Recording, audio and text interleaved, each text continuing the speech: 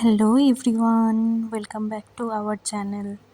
সকালবেলায় ঘুম থেকে উঠে দেখি জানলার মধ্যে পুরো জল জমে গেছে। মানে এতটাই ঠান্ডা ছিল যে একদম কি বলবো। আর এই ওয়েদারটা এত সুন্দর লাগছিল সকালবেলায়, একদম পুরো শান্ত পরিবেশ, আর এই নদী বয়ে যাচ্ছে, তার যে সাউন্ড আসছে, ওফ, যাকে বলে অসাধারণ। আর একটুখানি চা দিয়ে গিয়েছিল সকাল সকাল। তো চা আমি খুব একটা খাই না, কিন্তু আমার এখানে এসে বেশ চাটা খেতে ভালোই লাগছিল, যেহেতু হালকা হালকা ঠান্ডা ছিল। আর ওয়েদারের সাথে চা তো খুব ভালোভাবেই যাচ্ছিল।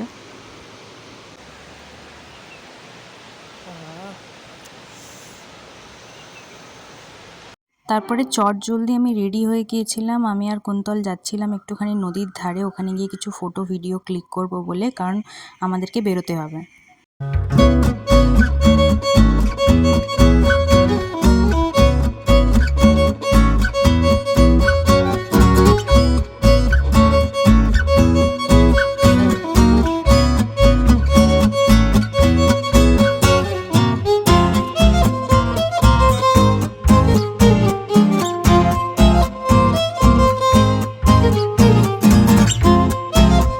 সকাল সকাল ব্রেকফাস্টে দিয়েছিল লুচি আর আলুর তরকারি।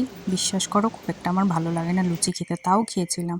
আর এখানের ফুল টুলগুলো এত সুন্দরই দেখতে, মানে যাই দেখছি তাই সুন্দর লাগছে। পরিবেশটা খুবই ভালো। আর মনটা খুবই খারাপ হচ্ছে, কারণ আজকেই আমাদেরকে এখান থেকে চলে যেতে হবে অন্য আরেক ডেস্টিনেশনে। সেটাও নিশ্চয়ই আরও সুন্দর জায়গা, কিন্তু এই জায়গাটার মহত্ব একটা অন্যরকমই ছিল। এখানে টাইম স্পেন্ড করার মতো খুবই আরামদায়ক একটা ব্যাপার আছে। যারা আর কি খুবই ডিস্টার্ব থাকে সারাদিন, তাদের জন্য খুব ভালো, খুব পিসফুল একটা জায়গা। তো এখানে আমি একটা ছোট্ট ভিডিও করে রাখলাম জায়গাটার, যাতে আমি পরে দেখলে এখানে আসতেও পারি, প্লাস পরে ভিডিওগুলো যদি নাও আসি তখন যেন দেখতে পারি। তো সেটাও তোমাদের সাথে সমস্ত কিছু শেয়ার করছি।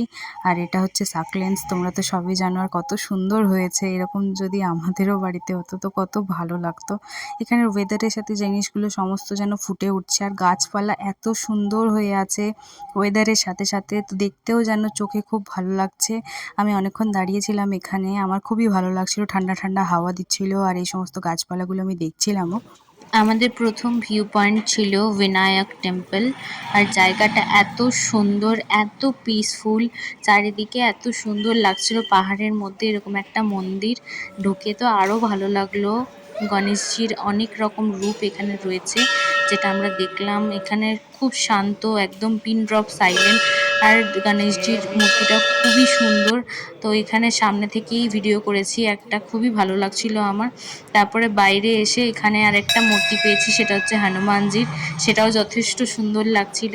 তো ওটাই আমরা একটুখানি দেখছিলাম। আর সত্যি কথা বলতে, এই যে পাশের যে ভিউটা মন্দির থেকে, সেটা জাস্ট দারুণ লাগছিল। এখানে বেশিক্ষণ দাঁড়াইনি, কিছুক্ষণ দাঁড়িয়েছিলাম, তারপরে এদিক ওদিকের একটু টুকটাক ভিডিও ফটো নিচ্ছিলাম। ওখান থেকে বেরিয়ে আমরা গিয়েছিলাম মাংকিম ভিউ পয়েন্টে। আর এতটা উঁচুতে উঠতে উঠতে তো আমাদের অবস্থা ঢিলা হয়ে গেছিলো, কিন্তু ভিউটা তো জাস্ট অসাধারণ ছিল। আর এখানে একটা ছোটোখাটো ক্যাফে বা দোকানের মতন ছিল বলা যায়, যেখানে প্রচুর গাছপালা ছিল। এখান থেকে এক প্লেট মোমো আমরা নিয়েছিলাম, কিন্তু সত্যি বলতে মোমোটা অতটাও ভালো খেতে ছিল না, কিন্তু ভিউটা এনজয় করতে করতে মোমোটা তো জাস্ট অসাধারণ লাগছিল। তারপরে ওখান থেকে গিয়েছিলাম মঙ্কিম মনেস্ট্রিতে। সে জায়গাটাও যথেষ্ট অসাধারণ ছিল। এত জায়গাগুলো সুন্দর, প্লাস এত শান্তি, যে এখানে গিয়ে জাস্ট 10 মিনিট বসলেই মনে হচ্ছে মনটা শান্ত হয়ে যাচ্ছে। ঠান্ডা মোটামুটি ছিল, সেরকম খুব একটা ছিল না। আর হালকা হালকা ঠান্ডা হাওয়াটা বেশ ভালোই লাগছিল। তো এখানে দাঁড়িয়ে দাঁড়িয়ে আমরা ঠান্ডা হাওয়া খাচ্ছিলাম, বাকিদের সবার জন্য ওয়েটও করছিলাম। ওখান থেকে আমরা গেলাম লামপোখরি। লেকের সাইডে। ওই লেকটা পুরো ঘুরে দেখবো বলে, আর লেকটা এত বড় ছিল যে হেঁটে ঘুরে ঘুরে যেতে যেতে তো আমার পাই ব্যথা হয়ে যাবে মনে হচ্ছে। তো আশেপাশের জায়গাটা খুবই ভালো ছিল, আর জলের এত সুন্দর সুন্দর মাছ ছিল, আর এখানে ভিডিওগুলো এত সুন্দর আসছিল যে আমার খুবই ভালো লাগছিল ভিডিওটা বানাতে।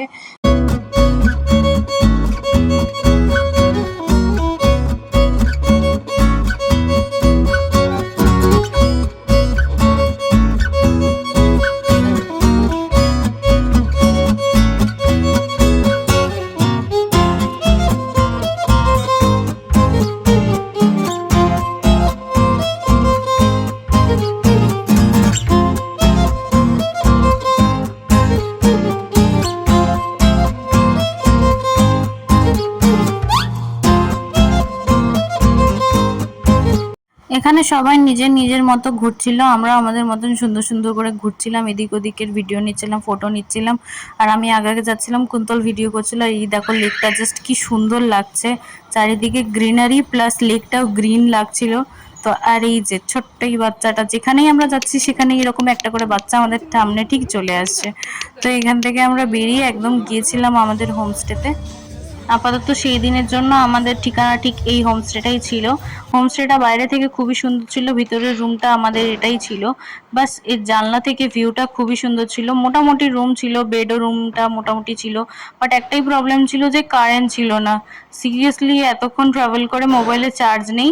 তারপরে যাই হোক কষ্ট করে খাওয়া দাওয়াই করতে চলে এসেছিলাম, আর খাওয়া দাওয়া করে এসে জানলার একটুখানি ভিউ এনজয় করছিলাম। তখন হালকা হালকা রোদ ছিল, একটু একটু গরমও লাগছিল, ঠান্ডাও লাগছিল, সব মিলিয়ে মিশিয়ে। তো সন্ধ্যাবেলাতে কারেন্ট যেহেতু ছিল না, তাই জন্য অন্ধকারের মধ্যেই সবাই মিলে চা খাচ্ছিলাম আর গল্প করছিলাম। তো এটাও একটা আলাদা রকম এক্সপিরিয়েন্স। আর রাত্রেবেলায় ছিল হচ্ছে বাসন্তী পোলাও আর চিকেন কষা। সত্যি কথা বলতে আমার দুটোর মধ্যে কোনোটাই বেশি ভালো লাগেনি। রাত্রেবেলায় খাওয়া দাওয়া করে আমরা সবাই শুতে চলে গিয়েছিলাম।